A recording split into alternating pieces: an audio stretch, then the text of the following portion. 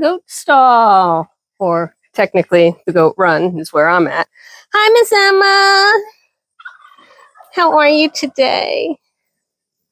Denali. Denali, you're actually looking certainly not thin, but you are getting more normal size. And that is always what we want. I know you're still mad at me though. She will be my best friend in the middle of the afternoon, but feeding time when she's locked out, no sorry, Bob. All right, so I wanted to talk about Scrapies, or Scrapie. I keep adding an S to it, and I probably will do that throughout the entire video. So if that's going to drive you nuts, be forewarned.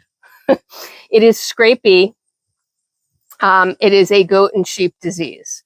And we had a case found in Oregon last week or 2 weeks ago at this point, depending on when this video goes up, which really, really sucks for so many reasons. So I had told you, I kind of gave you an advance warning that this was coming. I wanted to do just a quick refresher for myself, right? It's not a disease that I've really ever had to worry about. In 2027, we were going to reach, and I mentioned in one of my previous videos, it's 5 years. It's actually a 7-year self-announced eradication. So you go 7 years without a declared case or a found case or, diagnosed case. And you can declare your country Scrapie free. 2027 would have been our year in the US. We are now completely reset from a one case. And the reality is it's not one case. We found one case. There are obviously more cases from wherever this goat came from. And to be perfectly honest, I think it was a sheep, but it doesn't matter. Wherever the animal came from, there's likely more cases. So we are now back to 0, and we cannot declare the US Scrapie free. This disease is let me see if I can do it correctly. Transmissible spongiform encephalopathy. Say that 3 times fast. I can hardly say it 1 time slow. It is a prion disease, and it is completely fatal, and there is no treatment, no cure. There are ways to manage the exposure, but as a prion disease, prions are notoriously difficult to get out of your environment. They stick to surfaces. They aren't susceptible to normal cleaning practices. They are, they can hang around for a long, long, long, long time. JC. So, the unfortunate part is if you're a responsible animal owner, you have 2 choices if Scrapie were ever to be found in your herd, no matter the size. You can try and do management and then have to disclose, right? So that essentially means you shouldn't be selling any animals because nobody should want to buy an animal that has the potential. You absolutely have to destroy any animal that shows clinical signs. And you have to do a cleaning, quarantine type process that is extensive and lasts years.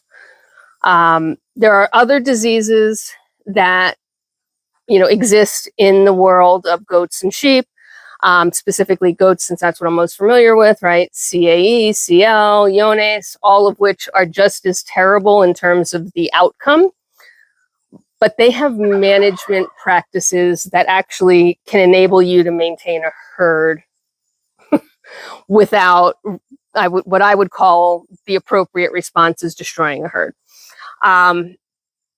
So having a case found in the US is disappointing to say the least.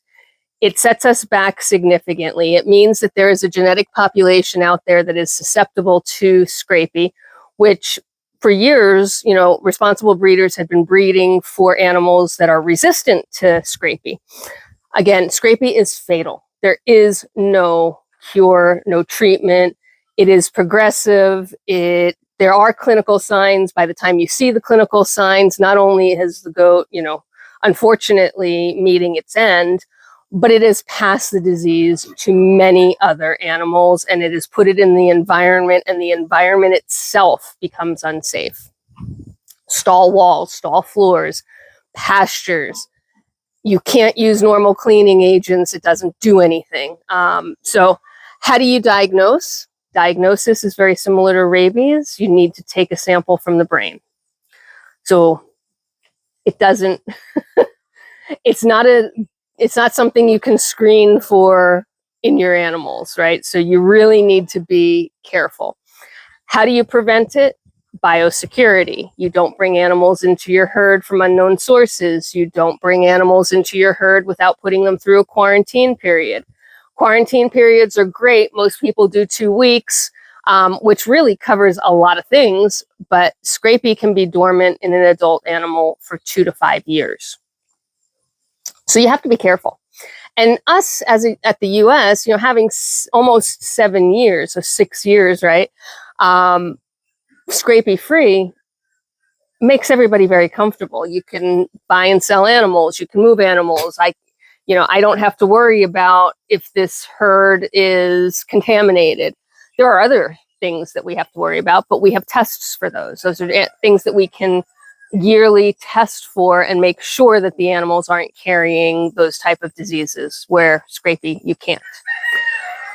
So why is it important to talk about? Well, it's important to talk about in the context of traceability of the animals and traceability of your registry, what you do, and how you manage your herd. So as you know, I recently dual registered my herd.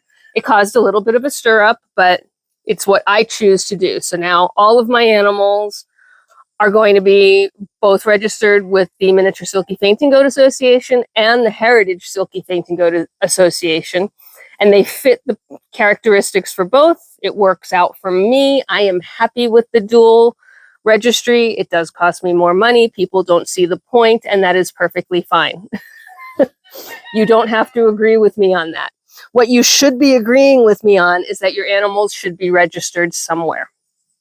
And by registered, it's not just, Denali is on file somewhere. You have to maintain records. So all of my animals have a registration number assigned from each of the registries. They have tattoo numbers assigned. Now, I don't physically tattoo my animals anymore because I also microchip, and that microchip is registered with the registries so that it's on file there. Then I go one step further, and anytime I sell an animal, I have my buyer fill out a purchase agreement, which includes their name, their address, their contact information. I keep that on file. I update my herd records to show that that baby, that animal moved to this person. Hopefully, they then transfer with the registry the animal into their name. And that way you can follow the animal along. So if, for the case of the animal that was determined to have Scrapie, there was no traceability, right? So that's our biggest concern right now. Everybody in the goat and sheep world's biggest concern is that this animal had no traceability. We don't know where it came from. We don't know, how it traveled, where it traveled, how long it's been out in herds. Was it in multiple herds, right? It will get discovered. We will figure it out. But being able to instantaneously identify an animal with either a microchip or a tattoo and trace it back at minimum to its origin. And then, in the case of where you're doing it right, is to the buyer. Now, certainly I can't guarantee that if any of my buyers were to move an animal along, that they would maintain that same record, of course, which is why we hope that new owners transfer the animal into their name. But at the very least, the USDA, the government agencies, the investigators have a place to start. And with me, for example, again, I don't anticipate that my animals would ever be exposed or have Scrapie, but if in the case they were or needed to be traced or were exposed along the journey of their lifetime for some reason, again, I don't expect that, I don't anticipate it, but it is something to think about. that animal, I know exactly when and where I bred that animal, who that animal came from, right? What the parentage is, what the lineage is. Whether or not we can then trace back that lineage to say, is there a genetic susceptibility to Scrapie that we should be breeding out, right? Not continuing that lineage. And that gives a lot of power to be able to truly start to re-eradicate the disease, right? So let me play out an example. Let's pretend that Emma has a genetic susceptibility to Scrapie. She herself doesn't have it, but she has a susceptibility to it. I'm using this as a hyperbole or some sort of, example. She does not have it. She is not genetically susceptible. But let's say she is. I know where all of her babies are, where they went in the world, and we can start to track and trace, are those babies producing babies? I have some of her babies, right? So I have JC. I have JC's daughter, Misty, the white one in the back there. I have Misty's daughter, Persephone, who's drinking right now. So we can look at lineage and do some tests. We cannot test to see if they have Scrapie, of course, but we can test for genetics. We can then backtrack Emma's lineage and say, well, who were her sire and dam, and where are her herd, her litter mates, right? Are they producing? Do they carry the same thing? And you can go back generations and lots of generations to really kind of trace it and say, okay, well, we believe that this particular line, which originated in Virginia, has a genetic susceptibility. So we're going to forward trace all of the living animals. And, they don't insist on you culling them or destroying them, but the recommendation would be you don't continue to breed them and you sort of keep them quarantined and in a different herd setting than the rest of your herd.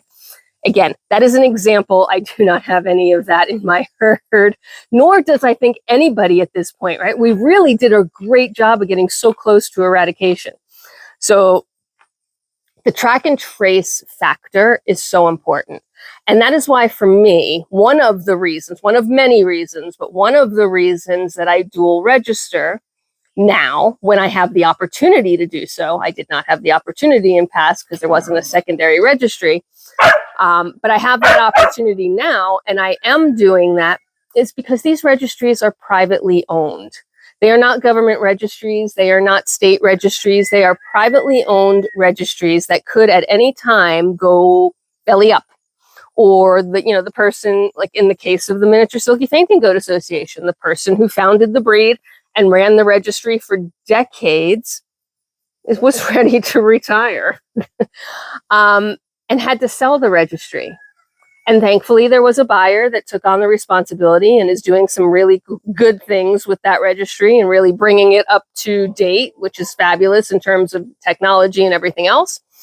I love watching Hugo sit out here.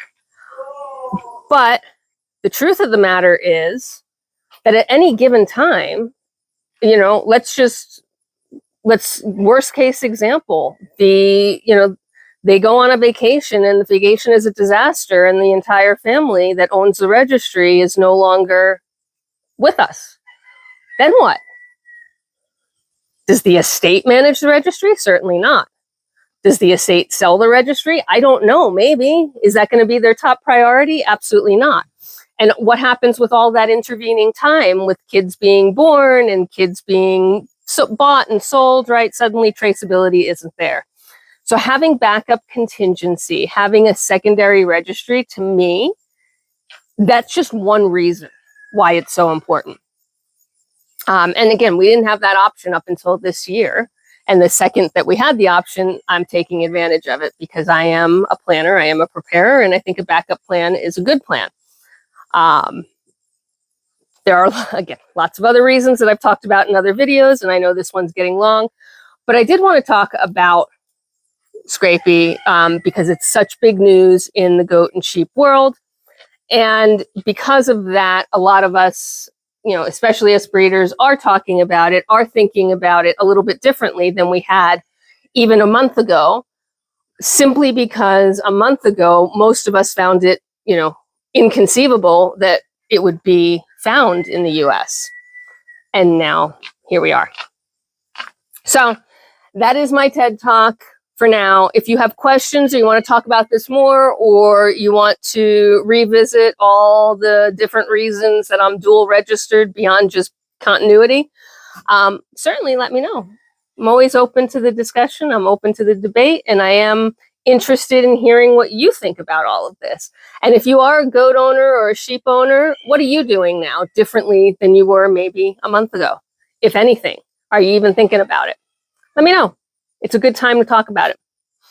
All right, guys, thanks for being a part of the community as always. Thanks for hanging in there for a little bit longer of a video. And as always, until next time.